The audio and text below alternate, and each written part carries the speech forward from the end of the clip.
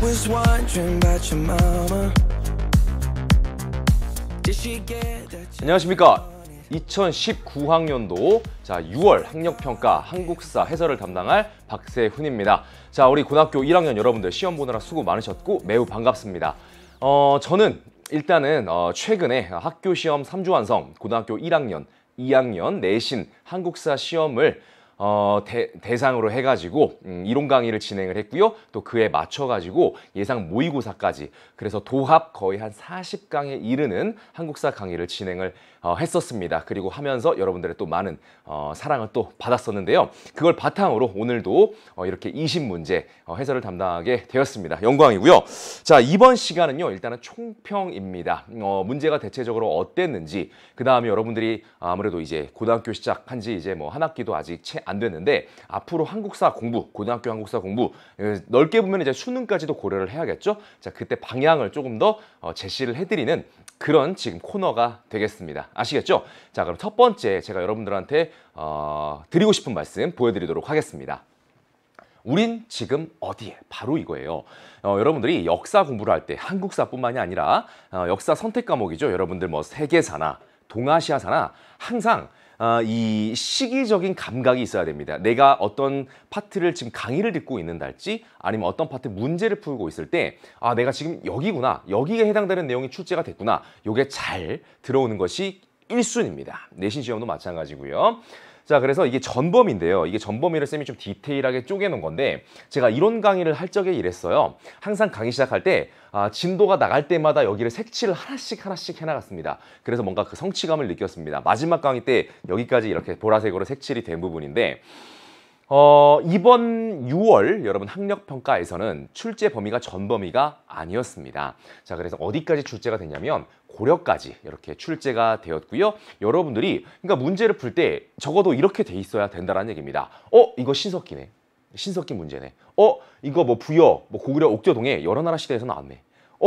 이거 삼국시대에서 나왔네. 발해에서 나왔네. 고려시대네. 이런 것들이 항상 기본적으로 여러분들이 문제 풀기 전에 기본적으로 되어 있어야 된다. 아시겠죠? 그러니까 그런 것들을 꼭 좀 익히셨으면 좋겠다. 그래서 저랑 어떤 이론 강의를 만약에 한국사에서 만나게 된다면은 언제나 이 화면이 첫 번째 화면이 될 것이다. 그걸 좀 말씀을 드리고요. 이제 앞으로 여러분들이 뭐 9월 시험, 11월 시험 보면은 이 색칠된 부분이 더욱더 늘어나 있겠죠. 아시겠죠?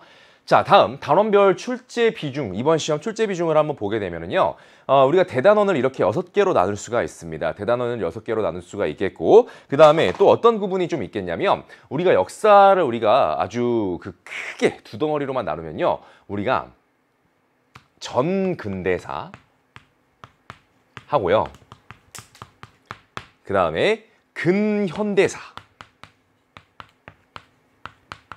이렇게 크게 우리가 두 덩어리로 구분을 할 수가 있어요. 근데 이제 여기에서 전근대사가 여기 지금 대단원 하나, 둘, 3단원 여기까지가 이제 전근대사인데, 이번 출제는 그 중에서도 여기 대단원 2까지 이렇게 출제가 되었던 거죠.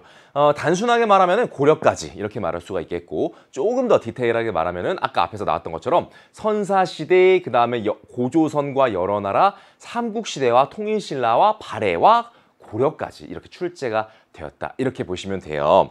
자, 그러면은 이것은 해당 문항인데 뭐 이런 것까지 뭐 깊이 이 수준에서 들어갈 필요는 없겠고, 무엇을 보시면 되냐면 이제 개수를 보시면 11대 9로 나왔잖아요. 뭐 보통 뭐 10대 10이 될 수도 있겠고, 이렇게 한두 문제 차이가 날 수도 있겠습니다. 11문제와 9문제.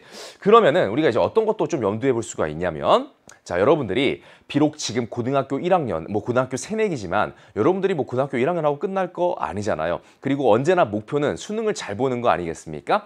자, 이 수능을 고려를 해보면 당연히 전범이잖아요. 당연히 전범이니까 아하, 이런 식으로 20문제가 쪼개져서 나오겠구나. 그래서 수능은 334, 343인데 이것은 뭐 100% 이렇게 지켜진다는 것은 아니지만 계속해서 좀 이런 그 모습으로 나오고 있겠고 전근대사 10문제, 근현대사 10문제 요것은 거의 뭐 법칙처럼 지켜져 오고 있다 이렇게 보시면 되겠고 이 안에서 뭐 334가 될 수도 있고 343이 될 수도 있고 뭐 그 정도의 차이가 있다라고 보시면 되겠습니다. 자, 그래서 우리가 여러분들이 이제 고등학교 1학년이죠. 앞으로 조금 더 학교에서 뭐 진도도 나갈 것이고 또는 인터넷 강의를 통해서 미리 한국사 진도를 다 빼놓으실 수도 있겠고 그래서 언제나 염두에 두시는 것은 이 전범위를 잘 보게 될 그날을 항상 생각을 해주셔라 라는 부분이 되겠습니다.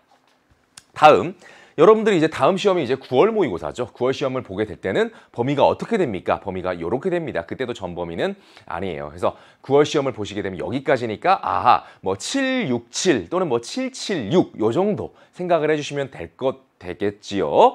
그 다음에 이제 뭐 11월로 가면은 뭐 일제강점기까지 이런 식으로 더 확대가 된다라는 걸 말씀을 드립니다. 뭐 얼마든지 뭐 준비는 우리가 할 시간은 충분하고요. 자, 그 다음에 항상 얘기를 이제 빼놓을 수 없는 게 난이도가 될 텐데 사실은 좀 이게 고등학교 1학년 한국사 모의고사든 고등학교 2학년 모의고사든 고등학교 3학년 수능이든 시험 난이도는 쉽다로 고정이 돼 있습니다.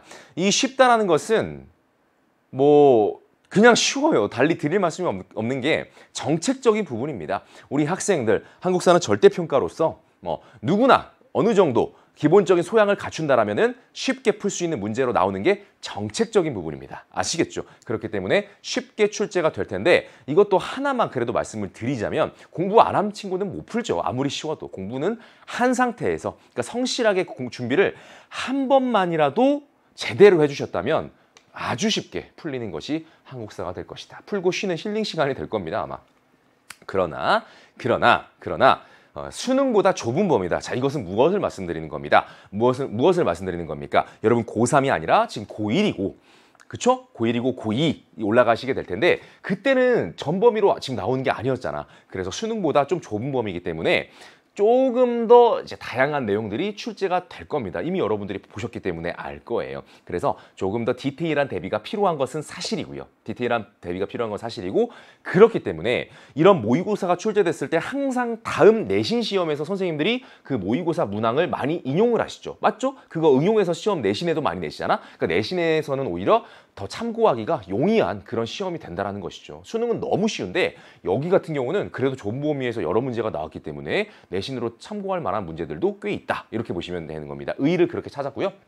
자, 눈에 띄는 문제를 굳이 한번 골라봤습니다. 자, 역시 여러분들이 그래도 긴장을 하고 들어가는 게 이런 사이시기 문제, 역사에서 빼놓을 수 없는 시기 문제가 되겠습니다. 그리고 가장 어려워하는 시기가 제 개인적으로는 여러분들이 삼국시대를 어려워한다고 생각하거든요.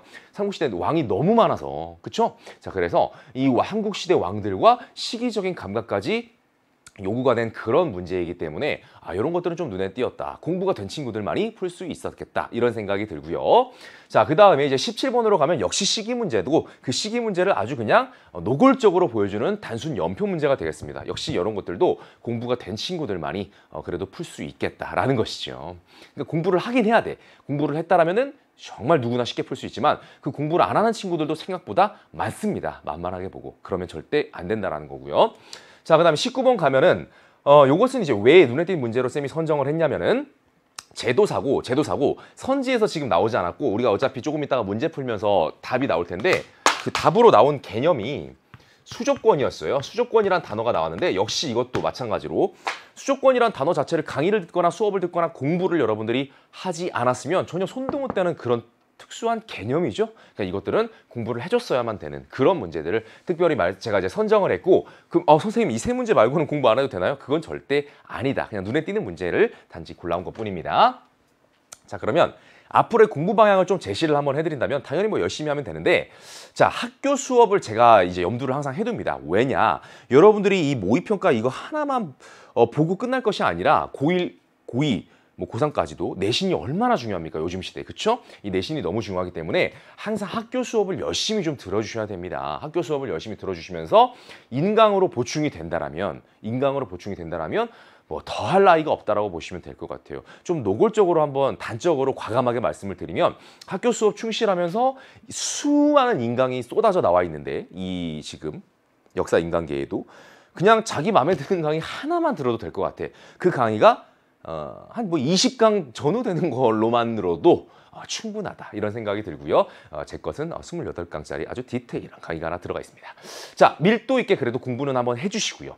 그 다음에 내신 대비를 항상 병행을 해주시는 것이 고1의 자세다라는 거고요. 고1의 자세라는 거고, 만약에 이렇게 해주신다라면 내신은 물론 수능 준비가 동시에 끝나버린다. 왜냐, 내신이 더 디테일하고 어렵게 나오니까 수능보다. 내신을 잘 보면 수능은 그냥 뭐 자동으로 끝나 있다. 이렇게 보시면 되는 겁니다. 아시겠죠?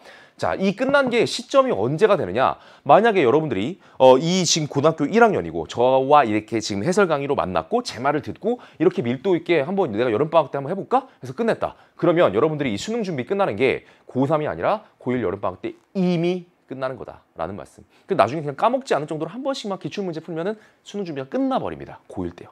이것은 절대 과장이 아니라 팩트입니다. 지금 현재 수준이 그렇기 때문에. 아시겠죠? 자, 이런 말씀을 드리면서 이제 바로 여러분 다음 이제 업로드된 문제풀이 강의에서 실제로 한번 확인해보는 시간을 갖도록 하겠습니다. 자, 문제풀이에서 뵙겠습니다.